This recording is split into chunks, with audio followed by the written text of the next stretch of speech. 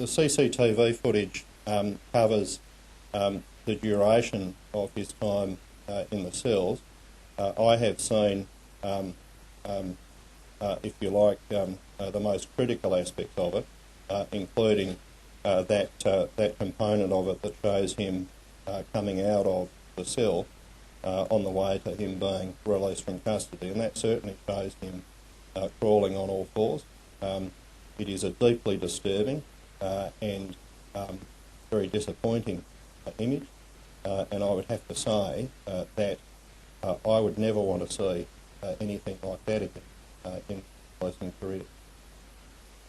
So I guess the position we're in at the moment is we're left with a very tragic death in circumstances where I think it is clear that we as a police force who is accountable to the community for protecting all people, whether they're in our custody or whether they're out in the community,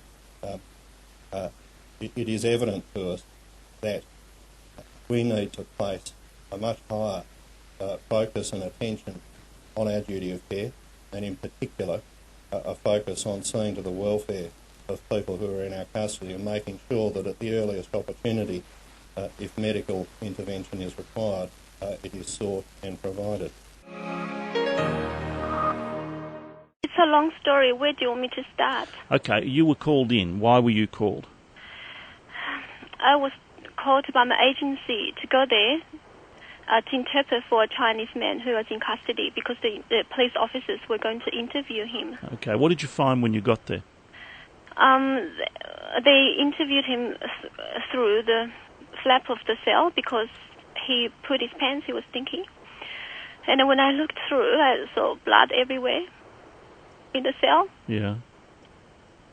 And he was on the floor yelling. He needed to go to the hospital and he was in pain. So he's calling out in Chinese, I assume, was he? I heard first him was calling out in English, I then interpret for him in Chinese. What did he call out in English? He said, I heard him yelling out, I can't take this anymore, I need to go to the hospital. He said that in English? In English. Everything is recorded. It's recorded? Who recorded it? On the camera, I suppose. Okay.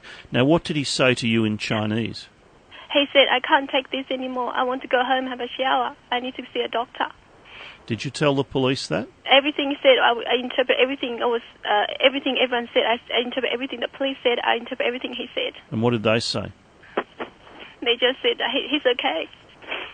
How long had he been in custody, do you know? I heard he was taken to the police custody at 2 o'clock. And what time were you there? I was there at 7:45, roughly. In the evening? In the evening. Okay. Now, so he'd messed his pants, he was bleeding, and he was crying for help? Yes. Okay. What did the police do? What happened next? I had a very short interview, and then they decided to organise his bail application. And then 5 minutes later, one officer opened the cell door and just yelled at him and said, "Get out and come out." And I saw him crawling on his floor, crawling on his knees and hands like a dog. He crawled out of the cell? He was trying. He was told repeatedly, "Get up and get out." He was crawling on his knees and hands and saying, "I can't stand up, I can't stand up." I interpret everything. And somehow he got up. I didn't see how. He got to the reception area to receive his bail application. The sergeant just gave him 2 pieces of paper to sign. He signed. And he said, "What am I signing for?" And the sergeant said, "To release you."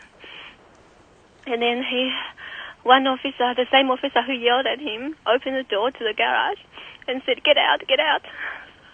He was pretty wobbly. His mouth was still bleeding. He was bleeding all the time from his mouth. And he said, "I can't move, I can't move." And then 2 officers came and just grabbed him and threw him out. And he yelled in pain, so much pain. He said, he was yelling like as if someone was killing someone. And he was thrown out. And he was bleeding, you said, from the mouth? From the mouth, yes. Did he have injuries on his face? I don't know. can't tell. Okay, that's okay. So they've just put him out onto the street. You were And they first put him in a garage. Yeah. And then he wouldn't leave. And then I think they eventually got him out, and he collapsed outside the police station. And two officers and I, we quickly went out. And then by then I could start to talk him freely, because at the police station my role was only the interpreter. I could only interpret. Yeah. So by the time we got out, I said, "Are you in pain?" He said, "Yes, in my back and in my right hip." And then it started to rain. I quickly went back to my car, got an umbrella out, and just opened the umbrella over him to provide him with some shelter. And then he said he was in pain. I said, "Are you thirsty?" He said, "Yes." I gave him some water. Did you ask him what had happened to him? No. Did he say why? Was he injured or was he ill? Do you know what it was? No. I was in shock. I didn't know what to do. I just waited with him. No, eventually, police organised an ambulance for him. How long were you out on the footpath with him waiting for an ambulance? About 40 minutes, I suppose. 40 minutes? So between the time when you actually arrived at the police station and he was in the cell and the ambulance arrived, how long would that have taken all up? I got there about 7:45, and the ambulance came probably just before 9 o'clock. Good grief. And the police called it in the end, so they realised he was ill. He was ill, yeah. Either ill or injured, and that's pretty crucial in this. Yes. I mean, let's be frank about it. There's a possibility the man's been bashed. There's also a possibility he was injured before he got to the station, and there's a possibility he's injured himself, and there's a possibility he was ill. I was told by the police officers they said he was dying anyway. He was sick. I just hope his family would get some fair answer. He's got a 15-year-old daughter. I hope she can get some answer, and his wife too. They said to you he was dying anyway? Yes. So because I saw everything, they told me he was dying anyway. So he went in the ambulance, went to hospital. Yes. When did he die? I have no idea. Next morning, the detective from a homicide squad contacted me, and they said he needed to talk to me to get a statement. So I talked to him on the night, on the 13th of May. I told him everything I saw and everything I heard. And at the end of it, I couldn't get my statement. I wanted to keep one in case I need to use it later on for the family. Oh, I'm sure they'll give you a statement. The homicide squad will be entirely independent in this. And as I say, let's not jump to conclusions. Anything could have happened here, but at the very least, it would seem that the man was not given assistance when he needed it. No. And that may have saved his life. Yes. How old would he have been, do you think, Judger? About 50. About 50? Yes. Are you okay? It sounds extraordinary. I've been having nightmares over this. I've never seen this. Have you had any counselling? Because we can help you get some counselling if you need it. I called. I don't want to burden my family. I once called Lifeline, and I talked to them. I felt better after that. But I'm still having nightmares over this.